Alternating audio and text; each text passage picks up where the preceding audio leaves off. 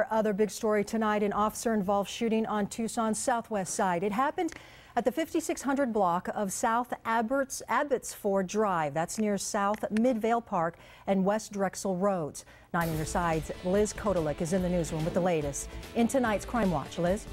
Val, it all started at about 6:30 this morning when someone rang a woman's doorbell, but wouldn't tell her who was there. She called police, and when they got to her neighborhood, they noticed 2 people walking around, and that's when things began to escalate.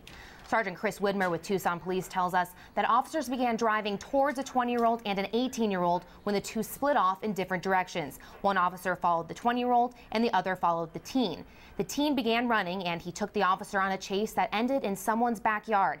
Widmer said that's when the teen began messing around with his waistband, so the officer tased him. After that, police said the teen turned around, took out a handgun, and began pointing it towards the officer. The officer shot at him, and despite his wound, the teen jumped a wall and ran away, but he wasn't free for long. About 7:30 a.m., we had an individual show up to a local area hospital with gunshot trauma, and we were able to determine that that individual was the subject that ran from our officer here. So we know that we have both subjects accounted for. The teen's injuries are non-life-threatening, and no one else was hurt.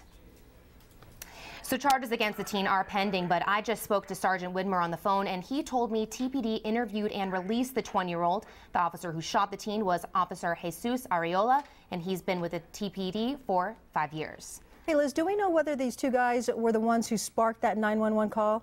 Well, at this point, it doesn't look like the man and the teen were associated with each other in the first place, and there's no evidence that either one were involved in that initial 911 call, Val. Okay, thanks, Liz.